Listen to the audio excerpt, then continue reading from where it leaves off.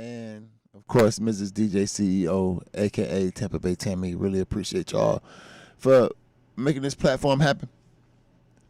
Uh, In Touch News, it really is an important part of our community, man. It's what the In Touch News newspaper was in the beginning. Like now, In Touch News is just a staple, but before In Touch News became part of Tampa Bay life, In Touch News was this new thing, making its way, making its name, carving its niche, if you will, in the Tampa Bay area.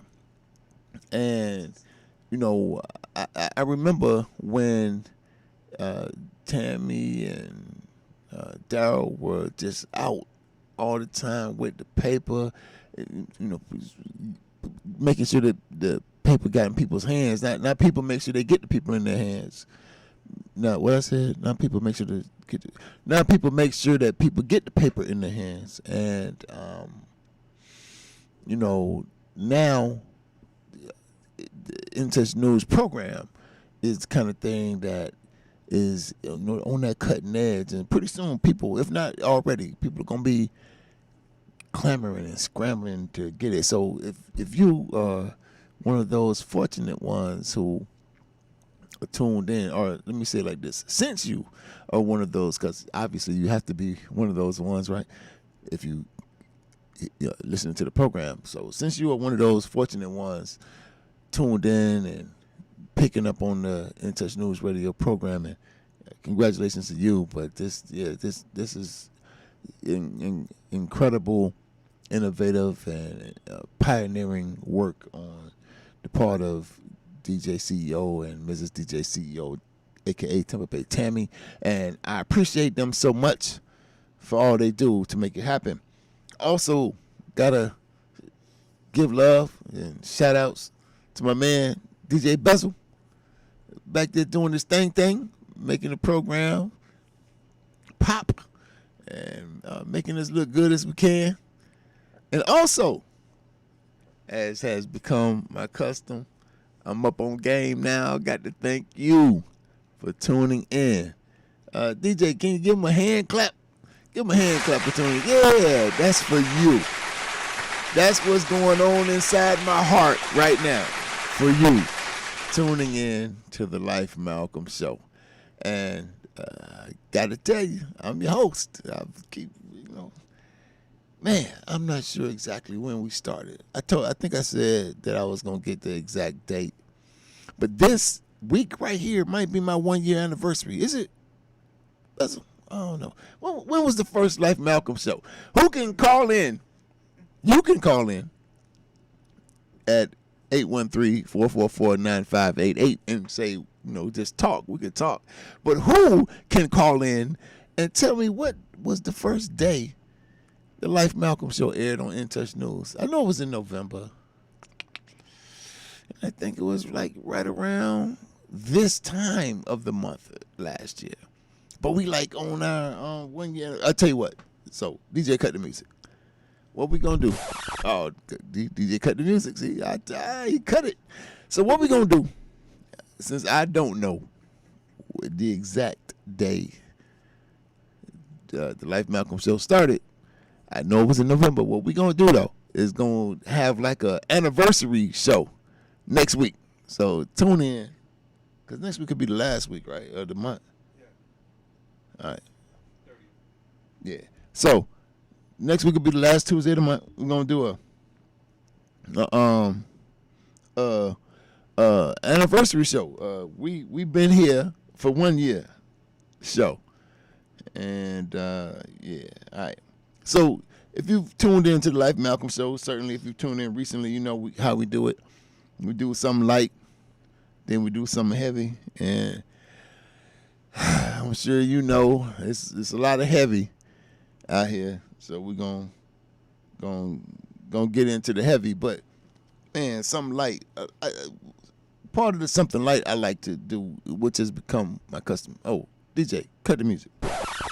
Let me say that this is a call-in show, and as I alluded before, you can call in at 813-444-9588. We're going to take your calls, take your questions, take your comments, and do that.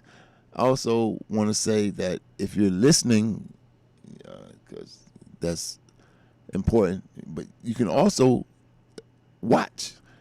Go to Facebook and check out the In Touch News page, and you can leave comments and stuff, and we get real interactive. And you can watch us on YouTube and go to the intouchnews.com page and connect like that as well. So however you choose to tune in and view, do that. And if you want to leave some comments and what have you, please do that. All right. So something like this weekend was a really cool weekend for me.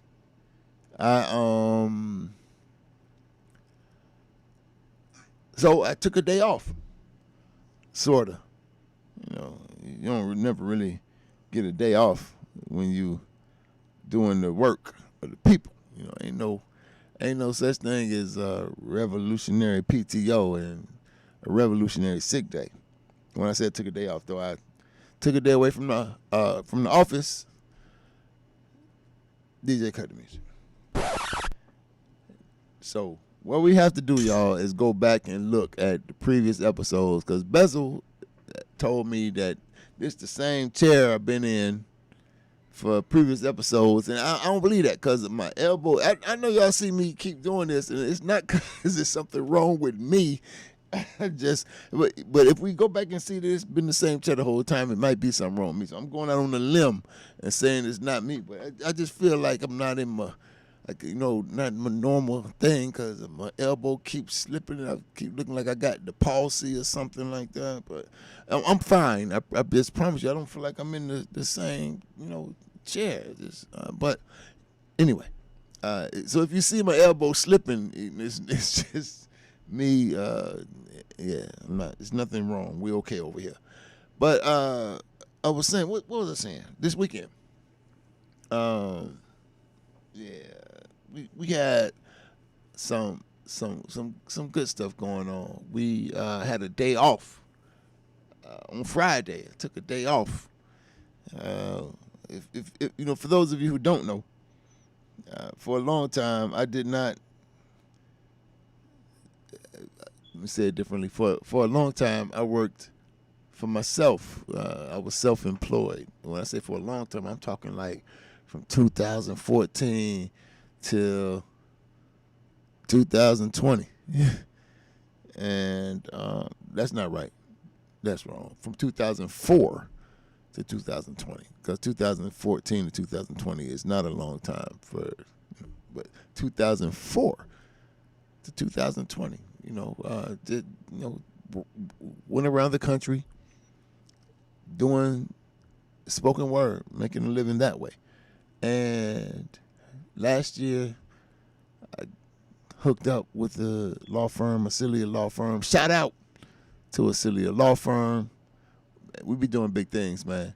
And I really appreciate Attorney Jeremy McClymont and his leadership, courage, entrepreneurial spirit, business acumen, and acuity. I mean, he does lawyering right, and from the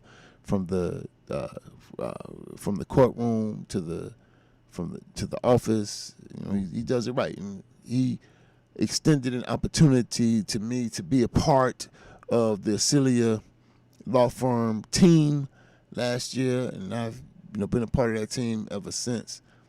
But it's been an adjustment. I ain't know nothing about no paid time off and sick days and stuff like that. But the other day, I took a day off, and not just a day off to go, like I did a few weeks ago to the Black is Back Coalition for Social Justice, Peace, and Reparations march in the White House. I did take a day off then, but I was on a mission and went D.C. do that political work. But last week, I just took a day off to just have a day off. Not really anywhere to go. Not really any specific things to attend to. And man, it was just cool, just to not have to, hustle and bustle about. Y'all know what I mean. So yeah, that's something like. Also,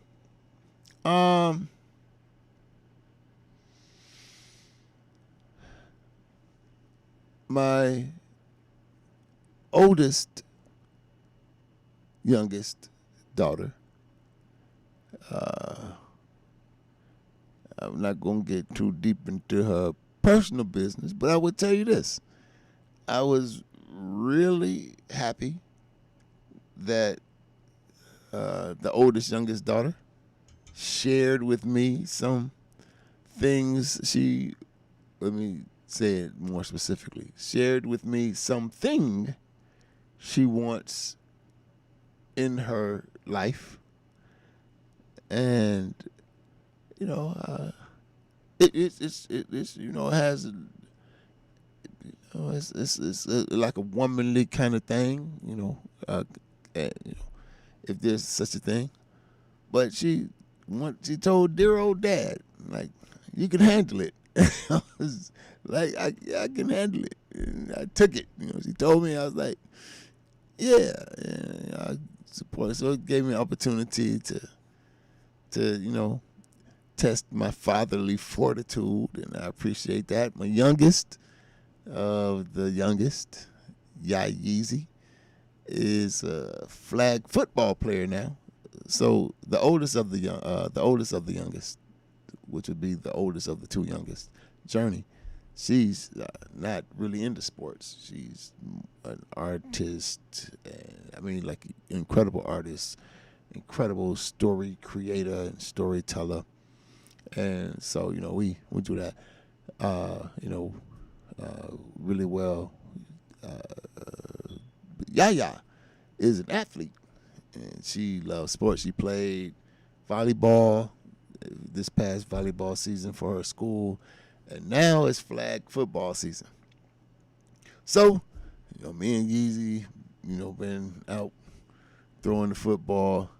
So, Yaya, y'all met her before. Her name is Jaye, but when they were young, Journey, the oldest of the youngest, could not say Jaye, and so she would say Yaya.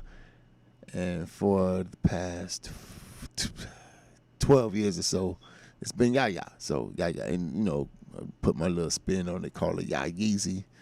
So Yeezy is the athlete of the whole bunch, because the oldest of the whole crew, Aisha, that's my oldest living child, is not an athlete either. She used to run track, but sports wasn't really her thing. She's artistic and esthetician, and creator of like body ointments and like facial stuff, like skin treatment. She's an esthetician. She does that stuff well. But Yeezy likes sports. So, Yeezy done had the old man out there throwing the football and catching the football, feeling them old football injuries come back like trip down memory lane, you know what I mean? So, yeah, so something like.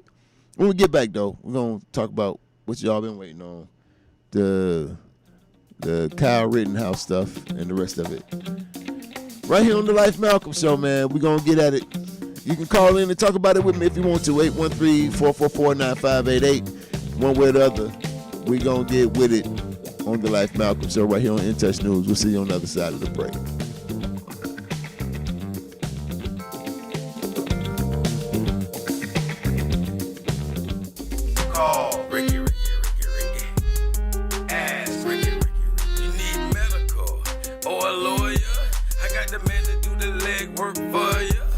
tried the other ones before, so believe we hunted. Down 813-248-6300. Everything gon' be okay, call Ricky, he coming. He taking kids state of Florida, grab a pen or something. Down 184-361-RICK. That's 184-361-425. Never word from the point forward, just recline. Just ask Ricky, plus your boy statewide. Just in case you missed it, I'ma tell you one more time. 184-361-RICK. Call Ricky, ask Ricky. It's a legal medical referral service. The doctors and lawyers in our network are trained in handling auto injury claims and giving you the best medical treatment and recovery. Dial 1-844-361-RICK. That's 1-844-361-7425. Ricky. Ask Ricky. By now, we're all aware of the dangers of COVID-19. Like others with existing health issues, cancer patients are at a high risk due to their compromised condition.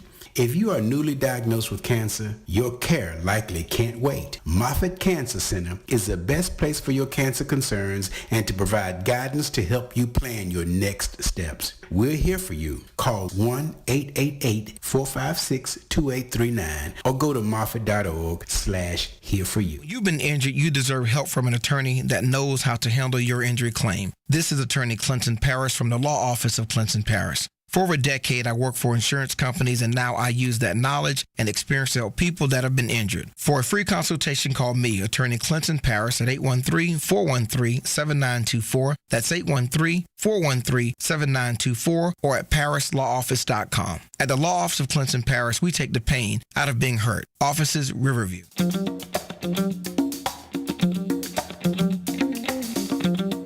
All right. And we're back right here on the Life of Malcolm show on In Touch News, where everybody is a star and the biggest star is you. DJ Buzz, why don't you call the show?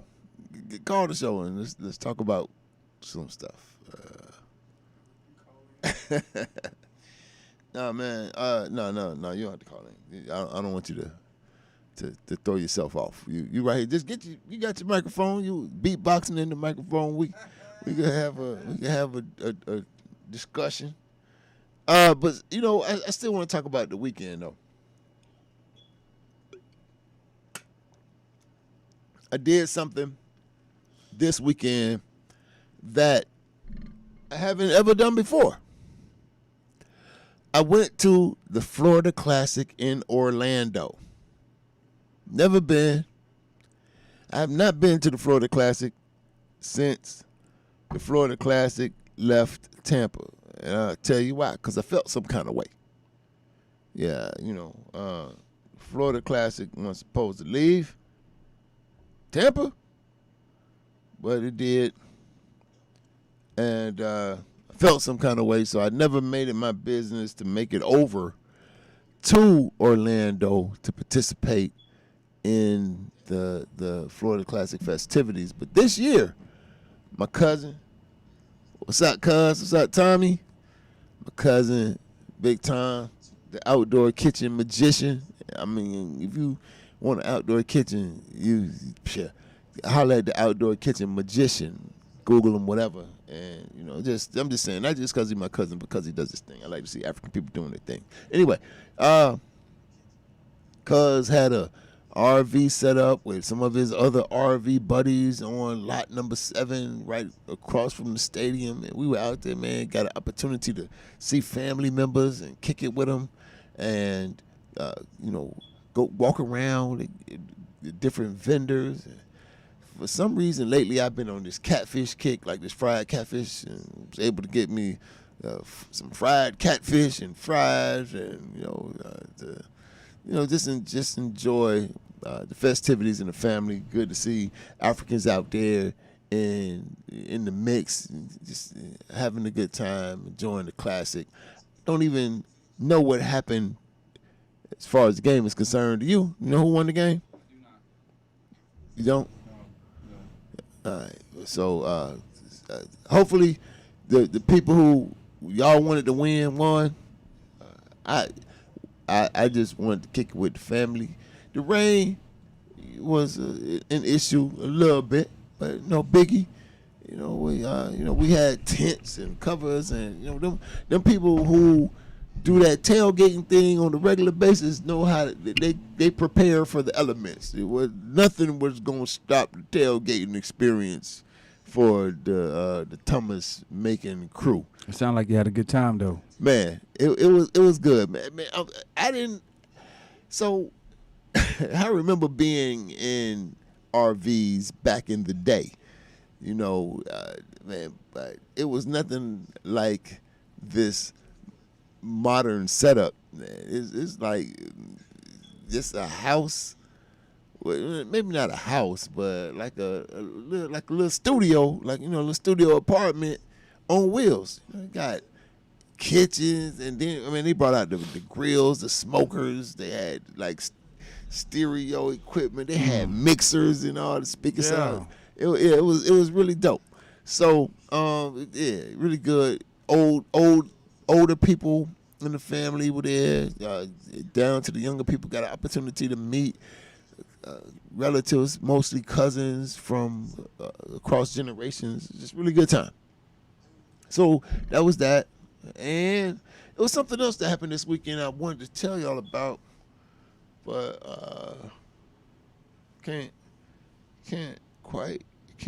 remember. I should have written it down. It was supposed to go into something light category, but a lot of things on the heavy side of the game have happened, and may as well jump right into that. We're gonna start with the lightest of the heavy.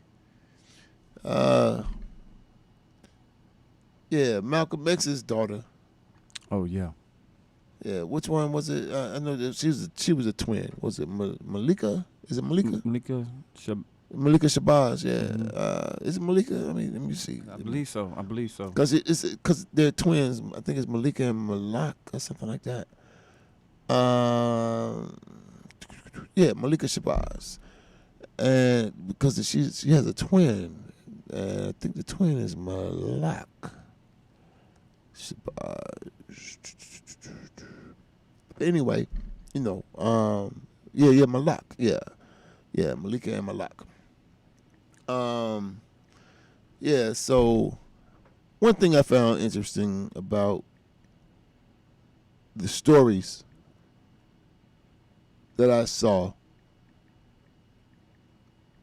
announcing our dear sister's demise is the bourgeois media's characteristic character smearing, of our people. They couldn't for whatever reason, I shouldn't say for whatever reason, that's liberal. Because colonial bourgeois media has as a function to keep Africans, to keep before the world that Africans in this country, in the U.S., are colonized people, or something that the colonizers other every chance they get, by any means they can reach. Bourgeois media, instead of just saying our dear sister died and talking about all of the glorious things they could have said about her short life, even if it was a short list, and all of the glorious things about her ancestry, being Malcolm X's daughter, colonial bourgeois media laid out this litany of run-ins that our dear sister had with the law, the so-called law, right? Law enforcement people, statutes, ordinances, and regulations, what have you, that she supposedly violated. I mean, I was, I wasn't necessarily taken aback, but I must admit, I was appalled that these monsters who pass themselves off as news reporters would spend so much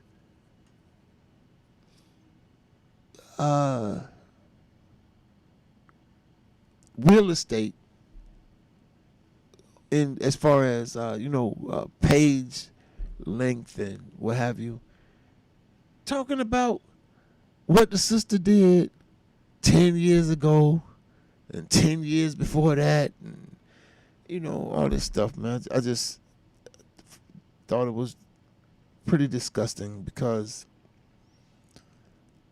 her record, or the record that they have of her conduct, says nothing about, or there's nothing to talk about in comparison to the record of the colonizer, the record of the colonial capitalist system that forced this woman, our dear sister Malika Shabazz, to grow up without a father.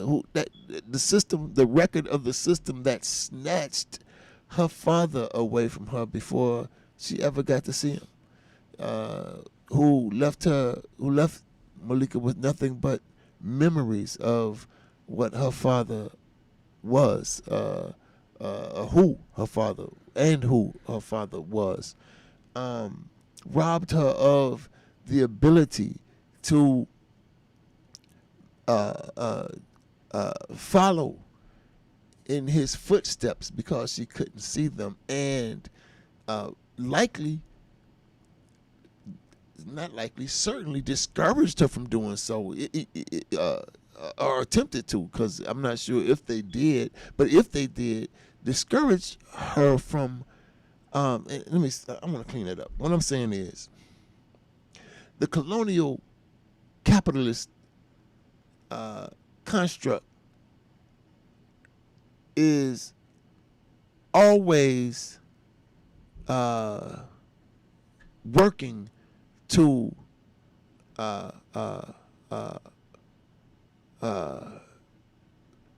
make sure the colonized people don't want to do the work that Malcolm did. That's the thing. That's why there's so many police on the streets. That's why there's so many African people being killed by police in the most brutal way. That's why Martin Luther King. That's why the government killed Martin the way they did. All right, but so you're gonna have to give me a signal sooner than that, because you make me. No, go ahead. Do your thing. All right. Because no, we can go to break, but I'm just saying, like, you usually give me a countdown. I've been looking for my countdown. Now I feel like I just got to bite my tongue. Yeah, no. All right, so we're gonna stop right there, and we'll come back after the break. It's Life Malcolm Show, y'all.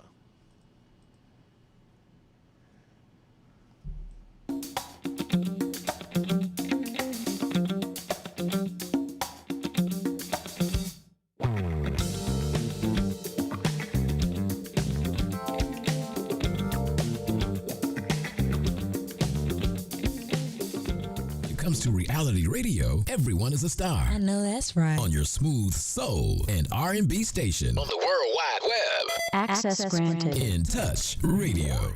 Cancer affects everyone, but minority populations are often hit hardest. Moffitt Cancer Center is working to address the barriers that keep some groups from getting the care they need. African Americans develop cancer at a younger age, have more aggressive cancers, and experience worse outcomes than the general population. While cancer treatment is evolving with precision medicine, who is being left behind? We know for many decades that some groups experience a greater burden of cancer than others. We can prevent it, we can detect it early. It's very beatable when we find it early. I have worked with cancer patients during their treatment. All cancer patients have courage. So my treatment was about 18 months. I had 3 cancers and 7 surgeries. But my son told me, like, Mom, you're the strongest person that I know. Moffitt saved my life. During COVID-19, Moffitt is a safe place for your cancer care. Call now to schedule an appointment.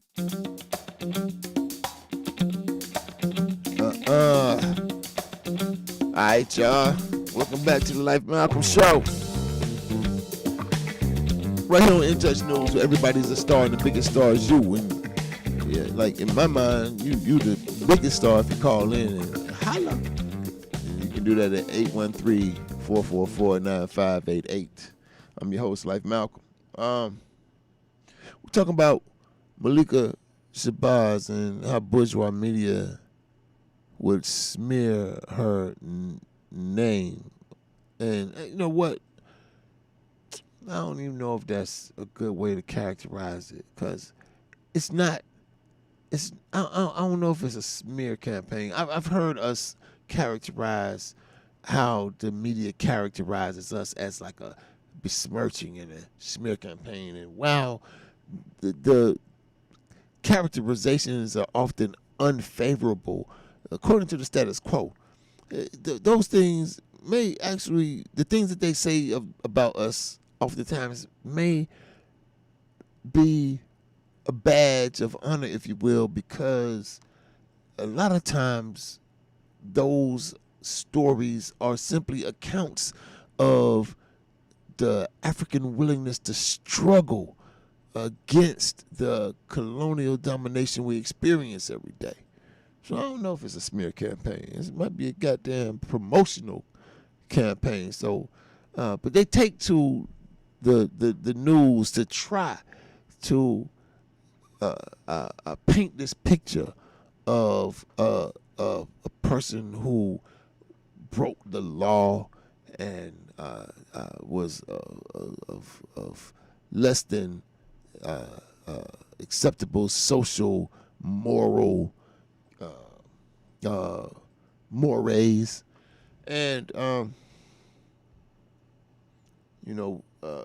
completely liquidate the hand that the colonial capitalist system played in contributing to the circumstances under which our dear sister Malika lived and died. And so we just want to just say that when you read the stories and see all the stuff they say about Malika, what she might have did and what she did do, or whatever, always keep in mind that whatever she did because she did in the context of the fact that this government killed her father, who lived and worked and died working to make sure that whatever she did, she didn't have to do, because he was hoping to make sure that she didn't have that same struggle that she faced in this colonial capitalist system. Stole that influence from her, made it impossible for him to bring his desire to make the world a better place for her into fruition in his lifetime. So, let's keep it in that context. All right, I said Rittenhouse, so let's talk Rittenhouse. I just had to talk about our sister, Malika. All right, so you want to talk Rittenhouse with me? All right, we can do that. All right, so let's start with, since I don't know why people be scared to call 444-9588. Man, call. It's all right. I understand that, a lot of times you don't want to sound wrong when you call, but it's okay to be wrong. You can call and get right. Nothing wrong with being wrong and getting right. But Rittenhouse, what you think? Speaking of right and wrong, what you think? Right verdict, wrong verdict? What you think? So definitely a wrong verdict. Think so? Yeah, I do. Why you think so? Hey, by the way, y'all, this DJ Bezel. This is my thoughts on this stuff. Okay, yeah. Well, just the fact that, you 17 years old, right? Not even in the same state you did this shooting at, went to another state, interrupted a rally, and then blame call for self-protecting, which you went out there with the intent, with the gun, to do those type of things. Do what type of things? To kill. He went out shoot. there with the gun to kill. He went out there to kill. All right. How you come to that conclusion? I'm just because I didn't watch the trial. I'm gonna tell you that. Did you watch? I didn't watch it. No.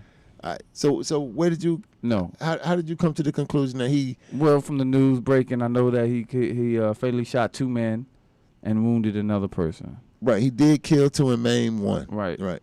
Yeah. But you say he went there to do that. Yeah, he went there to do that. What that's what I'm asking you. What makes you think he went there to do that? Like, where do you get that part from? Where I did get that part from? Yeah. Well, I mean, I don't believe.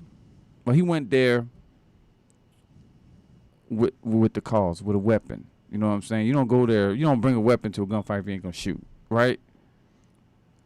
I can't sign on to that. Okay. Can't sign on to that. But I'm just saying, if you were the Wild Wild West, you know Wild right? West, you gotta have your pistol on you, but right? I'm saying in the Wild Wild West, everybody had guns. Everybody had guns, right? But not necessarily to they don't go. Some of them showed up to the saloon to play poker. Some of them did, but not to shoot and kill. No. But if shooting and killing happened, if they were put in that kind of position, they got the shooting and the killing on. So when you say he went there for that, I just want to know, where you got that from. Just in case there was something that I missed, because I thought that from what I saw and read, he went there to put out the fires that people started and to help with the vandalism and to provide first aid, like first responder kind of assistance. That's what I remember hearing, that he went there for that. Okay. But you saying he went there to shoot and kill, and I don't even think he was charged with premeditated murder, was he? No, But, I didn't watch the trial. Yeah. I'm just really basically going off of the news. And I ain't putting you on the hot spot. No, I know that. But it's hot over there. But it's hot. It's real hot. Need to open the door a little bit. But just for his actions. You know what I'm saying? Just basically who allows a 17-year-old kid to go to another country, another state anyway? It's just a sad situation, man. Yeah. So, and I appreciate you raising those things, and I'm gonna answer that question.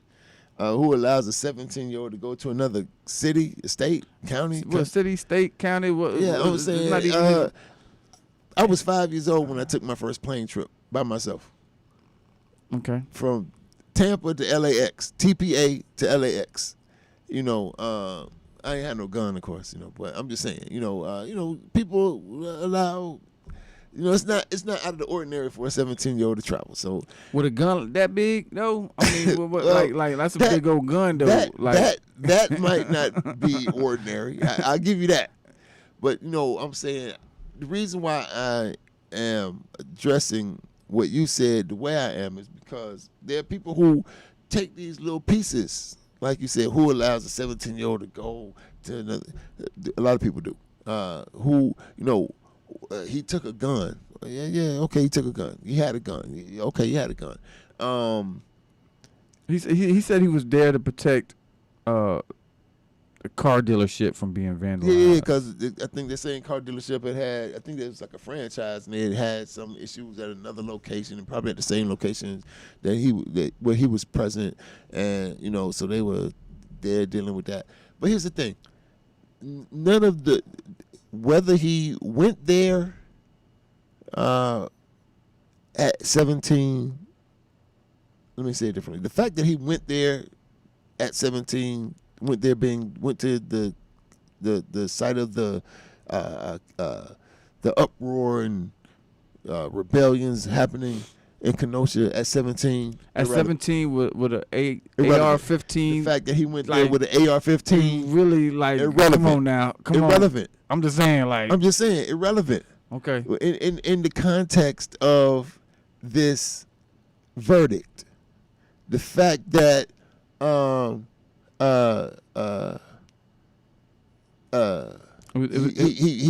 he wasn't supposed to have the gun, all that's irrelevant.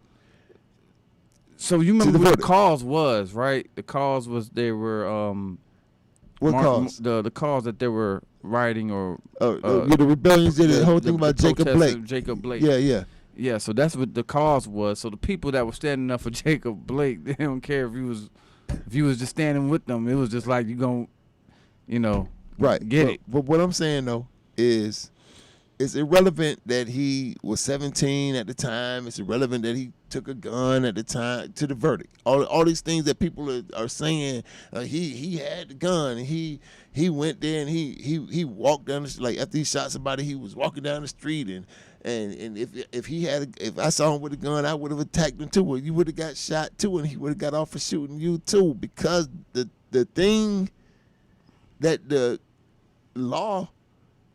colonial court asked, the question the colonial court asked the jurors to determine was whether this guy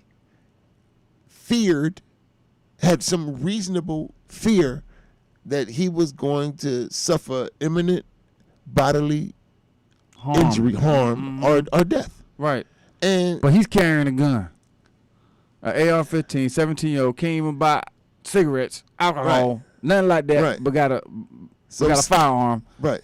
And going, you know what? I'm going to go to another state. I'm just going to go pull out this gun. See, that's what I'm saying. I'm going to get up with other. That's irrelevant. I'm going to get up with other people who do. I'm going to get up with this other group. Because that's what he got with a group. Yeah. People who there to protect or whatever the case may be. What kind of group was that? Yeah. You know what I'm saying? To protect the car dealership group. That's it. To protect the car dealership group. But all that's irrelevant, because when you run at this guy who has a gun. Mm-hmm. Now let me ask you this: the victims, God rest their souls. Yeah. Did they have any weapons? I don't. So I didn't watch the trial, like I said. I think one of them had a gun, and or somebody shot. What I heard is like somebody had a gun and somebody shot in the air, and somebody, But when you said you didn't have any weapons, you mean firearms? I don't know, Well, but I know somebody. How did he feel threatened?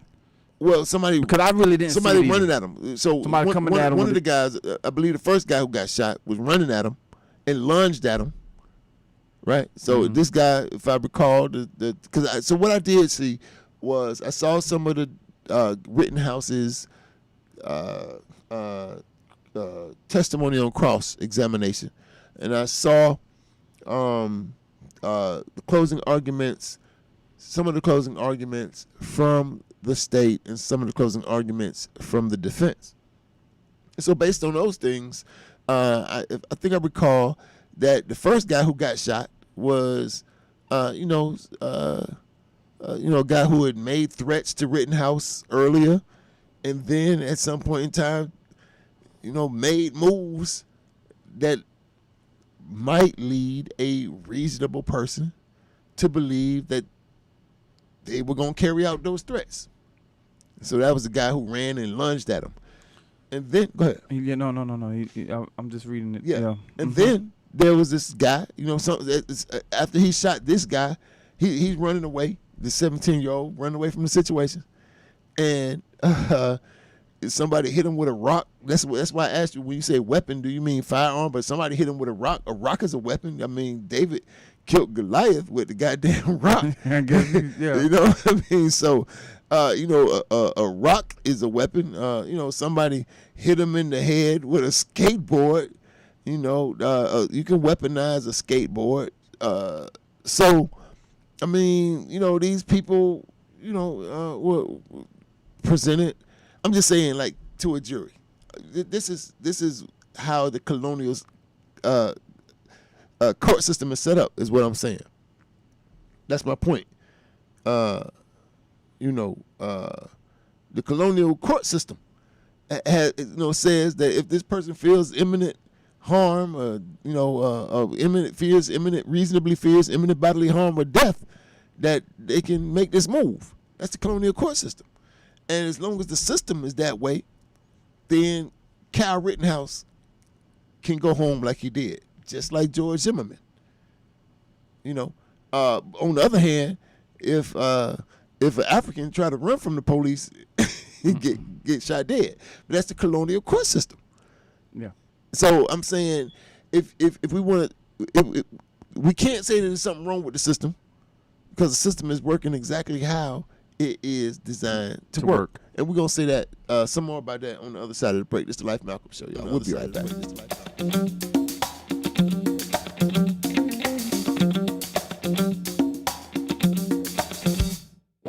Hey, this is Agent Wright, better known as Mr. Clean. You looking for some great barbecue? Come see them two brothers in the grill, located at 423 Virginia Street, Charleston, West Virginia. We got ribs, chicken, pulled pork, brisket, collard greens, mac and cheese, baby. Come get some and get you a nice, smooth cigar. 304-550-4431. That is 304-550-4431. Come get some, baby. The Rib Man, mama, the Rib Man.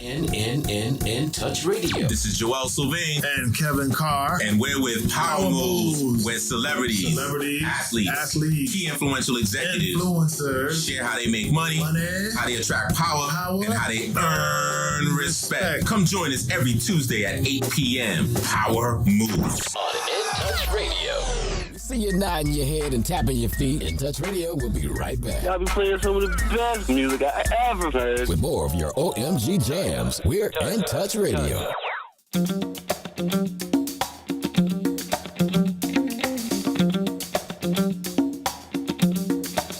All right. So yeah, back to the whole Rittenhouse thing, man. Because I know people are like, a lot of people up in arms and all, got they whatever's in a bunch, got their druthers all balled up about this situation and the verdict. But the way the law is set up, I mean, if you can't be, it's crazy. You can't be mad at the verdict and not be mad at the system. You see what I'm saying? Like, there are people who right now gonna be mad at the verdict, but pledge allegiance to the flag that which is the pedestal that verdict rests on. You with me on that? There are people who will be mad at the verdict, but still say that America is the greatest country in the world, as if it's not the system, as if it's not the colonial capitalist system, the laws of the colonial capitalist system that says it's okay for Rittenhouse to run around and do what he did that day, but at the same time says it was wrong for Nat Turner. The same system. The system ain't changed. They say it was wrong for Nat Turner to fight for his freedom against the institution of slavery, which most people, even the same people who say that slavery was wrong, right? People will say slavery was wrong, slavery was bad, is bad, all that stuff, and still uphold the system that condemned Nat Turner for fighting against slavery, for killing the goddamn slave master. They still uphold that system, which is the same system that upheld Kyle Rittenhouse's conduct. So all I can tell you is, show me. Let's get the jury instructions. Look at the jury instructions. Look at this. Where's Kenosha? Was it Wisconsin? Wisconsin. Yeah, Wisconsin. Look at the Wisconsin statutes, and let's see how the jury got it wrong. Based on, and I'm gonna tell you, the defense did. They made a good move to put that boy on the stand. Because did you watch any of it? Did you see anything? I didn't see it because I pretty much was busy. I ain't gonna lie to you. I don't really watch TV that much. But I do catch the news when I can. But let's remind the people of the charges Yeah, go ahead. Rittenhouse was charged with. Go ahead. He was charged with 5 crimes. 2 accounts of homicide. Right. 1 account of attempted homicide. Right. 2 counts of reckless endangerment. Right. 1 count of unlawful possession of a firearm. And there was another one. And 1 count of a curfew violation. Okay. I think they found him. I think they acquitted him of 5 charges. I know the judge got rid of the firearm possession charge or something like that. The judge dropped that. He dismissed that. Well, yeah, they found him not guilty of the remaining charges or whatever. Yeah, I think it was 5 of them. That. But I just want to say though, the real, in my view, the lesson that colonized people in this country ought to take from this Kyle Rittenhouse verdict is all of us need to have a damn gun. You know, the problem, even, man, look. Now, if somebody's coming at you, yeah, I could understand stand your ground. You getting Yeah. attacked. You about to go at it. Yeah. You about to So you saying that Kyle Rittenhouse should have got off because the person ran at him. So go ahead. If somebody coming at you, But he's coming at me, you know. It's a difficult situation because he went there. He went there knowing that there was gonna be there was tension already over there. You know what I'm saying? The whole world is a dangerous place. The whole world is a dangerous place. Right. But he went there armed with a gun, Yeah. like just in case somebody come at me, it's okay to shoot. Right. What's wrong with that? What's wrong with that? Yeah, that's the question. There's nothing wrong with that. Okay. But like you were saying Nothing wrong with earlier, it, but okay. But there is a but. All right, I'm okay, listening. if you're coming at me with a gun, then I understand this. You know, it's a gun thing. But if you coming at me with hands, that's a different story. You know, What does that mean? What if you're coming at me with hands? What makes the story different? what makes the story different? Yeah. If you don't have a weapon, I'm not gonna. If you're gonna bring a weapon, I'm gonna bring a weapon. You're gonna find something that, for me, I'm a fair, equal fighter. Yeah. You know, but people don't fight fair. Well, yeah, that's what That's I'm the saying. thing. So People don't fight fair. Yeah, so there's no such thing as a fair fight. There is not. It's not So, sports. yeah. It's not boxing. It's not Right. UFC. This the real world. The world is a dangerous place. And if you coming at me with hands, just because that's why the police always tell me, show me your hands. Anybody, I don't know what you got. Mm-hmm. Just because I don't see it in your hand, don't mean you don't got it. Right. Don't have access to it. You agree to everything that's been going on? I mean, because What's everything? That's as far a as the real broad verdict, question. you agree with the verdict? Because I mean, you're a lawyer and stuff like that, so I'm you saying it's a coming at good me with some lawyer. I'm not just a lawyer. I'm a criminal defense lawyer. Okay. And I'm saying if Kyle Rittenhouse was my client, right, he would have got off because the state could not prove beyond a reasonable doubt that he did not act in self-defense. That's all I'm saying. So it's the right verdict. It's the right verdict. I'm not saying it's the right system. I'm saying it's the right verdict. Okay. You know? I do. I get Yeah, just like with Nat Turner. I'm saying it's the right verdict. The wrong system. There's something wrong with the system that can come back with a verdict that says a man can't fight for his own life, but it's based on the rules, it's the right verdict. Mm-hmm. You dig? But it's the system that's messed up.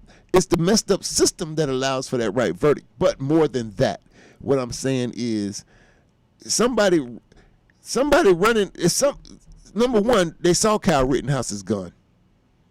So if you're gonna run at somebody with a gun, it might make sense for you to have your gun too. Right? Yeah. Yeah, I don't understand why you would run to a gun, but okay. Well, I mean, I could tell you about that too. It's smarter to run to a gunfight than it is to run from a gunfight because you're just a target when you're running away. You know, if you can close the distance and get there, it's smarter to run to the gunfight. But Kyle Rittenhouse, it wasn't even a gunfight. You know, he wasn't pointing the gun, as far as I understand it. He wasn't pointing the gun at people. He wasn't threatening people with the gun. These people were threatening him. And they thought that the young boy would not respond the way he did. And they were wrong. And the young boy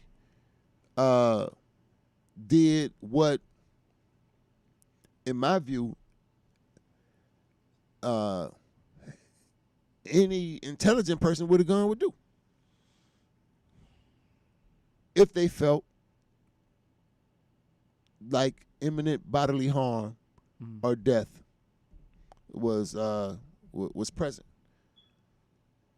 My bigger problem is the people who didn't have their gun. Like, why? Like, people. I mean, you see. I mean, I don't know if you can, I don't know if people can tell, but I wear a bulletproof vest every day. I'm in Tampa for sure. Like, sometimes when I'm in Homestead, I don't. But when I'm in Tampa, every day, cause Tampa ain't shit. The police. And I ain't cussed in about 3 months on this show. 2.5. So my quota is Tampa ain't shit. The police here have been able to kill African people and cover it up. And all the news media, that's why I appreciate In Touch News for having the courage to allow the Life Malcolm show to exist. Because ain't no other show nowhere in Tampa, or on no network, daring to say the stuff that In Touch News allows me to say on the Life Malcolm show. The Tampa Police Department for years have been able to do the most horrible, brutal, vicious stuff to African people and get away with it because they cover it up. They don't put out the videos. They got the videos, but they don't put out the videos. They cover it up. The police lie. The mayors allow the police to cover up the criminal conduct, and nobody does anything about it. And so, hell, they got bulletproof vests. The police got bulletproof vests. I think it's smart for the colonized to have bulletproof vests. The police got guns. I think we talked about it last week on this show. Colonized ought to have guns too. Get you a gun. If you can't get a gun, get a knife. If you can't get a gun or a knife, learn how to fight. But damn it, the intelligent, the problem, all these Africans who get killed by the police, all these unarmed Africans getting killed by the police, the problem, obviously can't be, I'm with you, obviously can't be that the police got the gun. The problem has to be that we don't have the gun. Listen, it's an African proverb that says that if a man is something like this, if a man is trampled by an elephant, he's blind and deaf. How you don't hear the elephant? How you don't see the elephant? If you get trampled by the elephant, you blind and deaf. And so you see these people with the gun, and that's the bigger point for me. Not that Kyle Rittenhouse had a gun, but that these other people out here didn't have the gun.